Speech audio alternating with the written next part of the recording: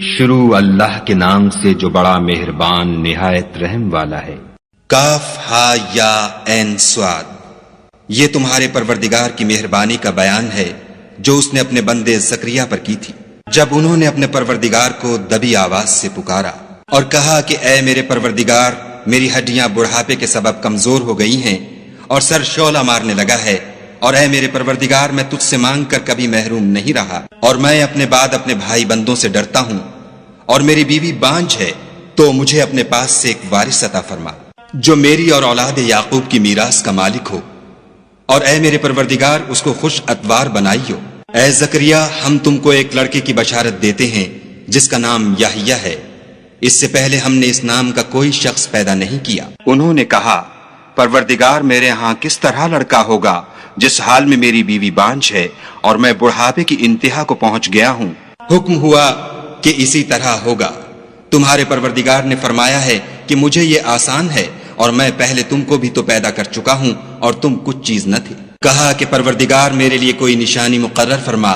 فرمایا، نشانی یہ ہے کہ تم صحیح و سالم ہو کر 3 رات دن لوگوں سے بات نہ کر سکو گے۔ پھر وہ عبادت کے حجرے سے نکل کر اپنی قوم کے پاس آئے تو ان سے اشارے سے کہا کہ صبح و شام خدا کو یاد کرتے رہو۔ اے یحییٰ، ہماری کتاب کو زور سے پکڑے رہو، اور ہم نے ان کو لڑکپن ہی میں دانائی عطا فرمائی تھی، اور اپنے پاس سے شفقت اور پاکیزگی دی تھی، اور وہ پرہیزگار تھے، اور ماں باپ کے ساتھ نیکی کرنے والے تھے، اور سرکش اور نافرمان نہیں تھے۔ اور جس دن وہ پیدا ہوئے، اور جس دن وفات پائیں گے، اور جس دن زندہ کر کے اٹھائے جائیں گے، ان پر سلام اور رحمت ہے۔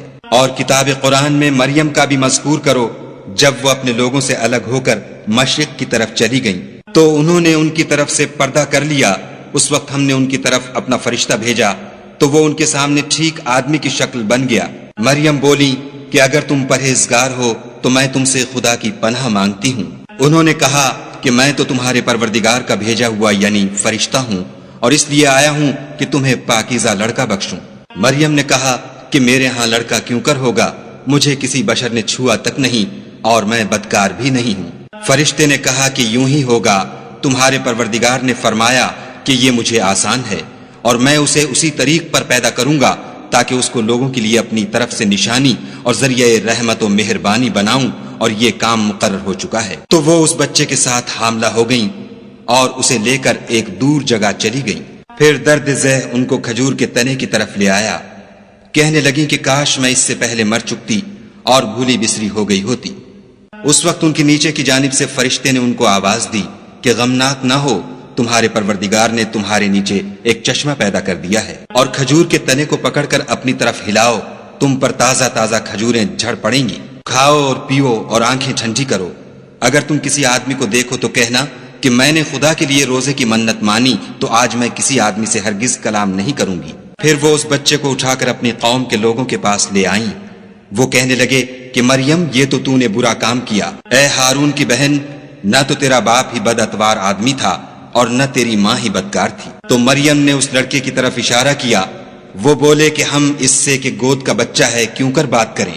بچے نے کہا کہ میں خدا کا بندہ ہوں، اس نے مجھے کتاب دی ہے اور نبی بنایا ہے، اور میں جہاں ہوں اور جس حال میں ہوں مجھے صاحب برکت کیا ہے، اور جب تک زندہ ہوں مجھ کو نماز اور زکوٰۃ کا ارشاد فرمایا ہے، اور مجھے اپنی ماں کے ساتھ نیک سلوک کرنے والا بنایا ہے، اور سرکش و بدبخت نہیں بنایا۔ اور جس دن میں پیدا ہوا اور جس دن مروں گا اور جس دن زندہ کر کے اٹھایا جاؤں گا، مجھ پر سلام و رحمت ہے۔ یہ مریم کے بیٹے عیسیٰ ہیں، اور یہ سچی بات ہے جس میں لوگ شک کرتے ہیں۔ خدا کو سزاوار نہیں کہ کسی کو بیٹا بنائے، وہ پاک ہے۔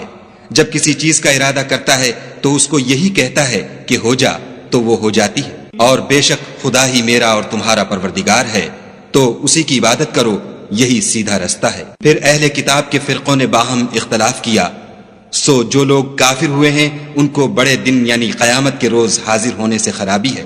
وہ جس دن ہمارے سامنے آئیں گے کیسے سننے والے اور کیسے دیکھنے والے ہوں گے، مگر ظالم آج صریح گمراہی میں ہیں۔ اور ان کو حسرت و افسوس کے دن سے ڈرا دو جب بات فیصل کر دی جائے گی، اور ہے ہاتھ وہ غفلت میں پڑے ہوئے ہیں اور ایمان نہیں لاتے۔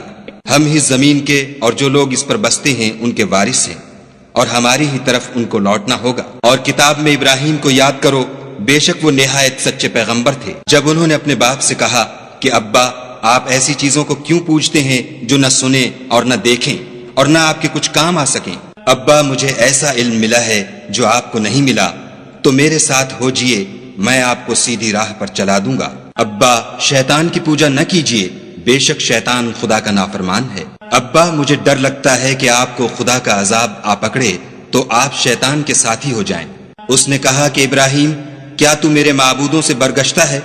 اگر تو باز نہ آئے گا تو میں تجھے سنسار کروں گا اور تو ہمیشہ کے لیے مجھ سے دور ہو جا۔ ابراہیم نے السلام علیکم کہا اور کہا کہ میں آپ کے لیے اپنے پروردگار سے بخشش مانگوں گا، بے شک وہ مجھ پر نہایت مہربان ہے، اور میں آپ لوگوں سے اور جن کو آپ خدا کے سوا پکارا کرتے ہیں ان سے کنارہ کرتا ہوں اور اپنے پروردگار ہی کو پکاروں گا۔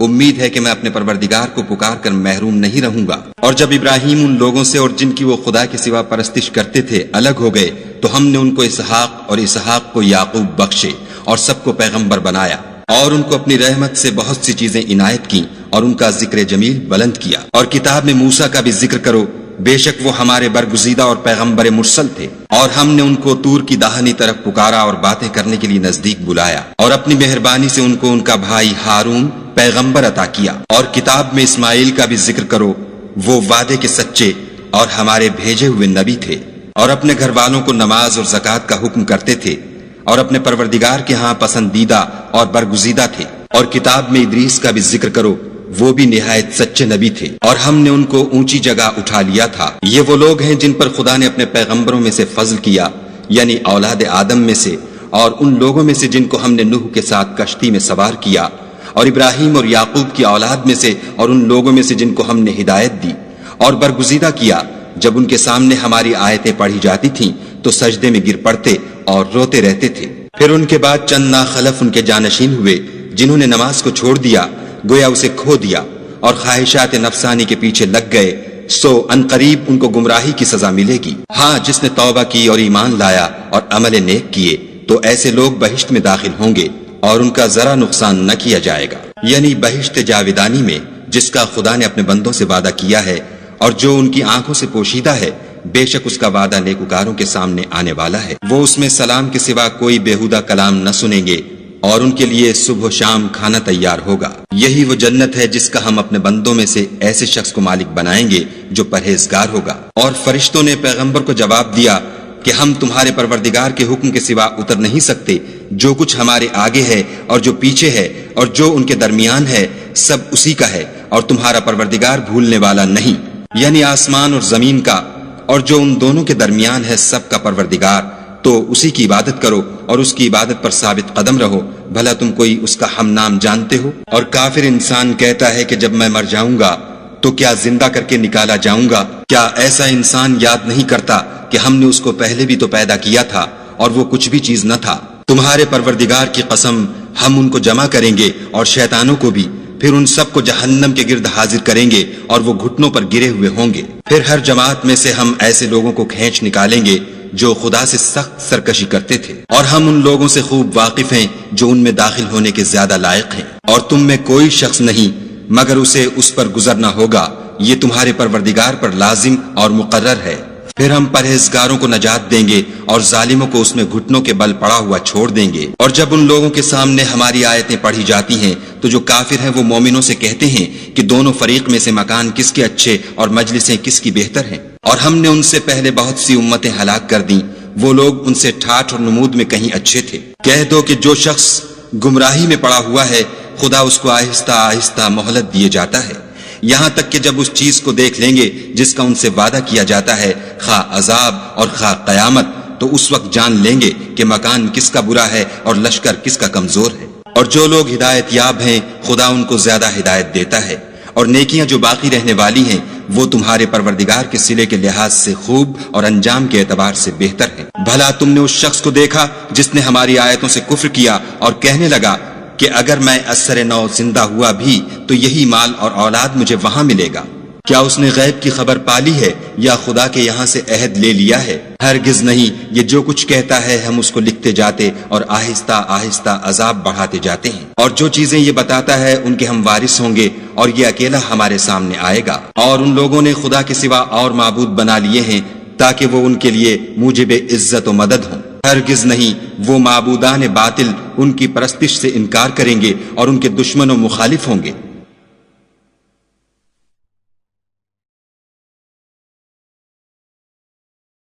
کیا تم نے نہیں دیکھا کہ ہم نے شیطانوں کو کافروں پر چھوڑ رکھا ہے کہ وہ ان کو برانگیختہ کرتے رہتے ہیں؟ تو تم ان پر عذاب کے لیے جلدی نہ کرو، اور ہم تو ان کے لیے دن شمار کر رہے ہیں، جس روز ہم پرہیزگاروں کو خدا کے سامنے بطور مہمان جمع کریں گے اور گناہ گاروں کو دوزخ کی طرف پیاسے ہانک لے جائیں گے۔ تو لوگ کسی کی سفارش کا اختیار نہ رکھیں گے مگر جس نے خدا سے اقرار لیا ہو، اور کہتے ہیں خدا بیٹا رکھتا ہے۔ ایسا کہنے والوں، یہ تو تم بری بات زبان پر لاتے ہو۔ قریب ہے کہ اس افطرا سے آسمان پھٹ پڑیں اور زمین شق ہو جائے اور پہاڑ پارا پارا ہو کر گر پڑے کہ انہوں نے خدا کے لیے بیٹا تجویز کیا، اور خدا کو شایع نہیں کہ کسی کو بیٹا بنائے۔ تمام شخص جو آسمانوں اور زمین میں ہیں سب خدا کے روبرو بندے ہو کر آئیں گے۔ اس نے ان سب کو اپنے علم سے گھیر رکھا اور ایک ایک کو شمار کر رکھا ہے، اور سب قیامت کے دن اس کے سامنے اکیلے اکیلے حاضر ہوں گے۔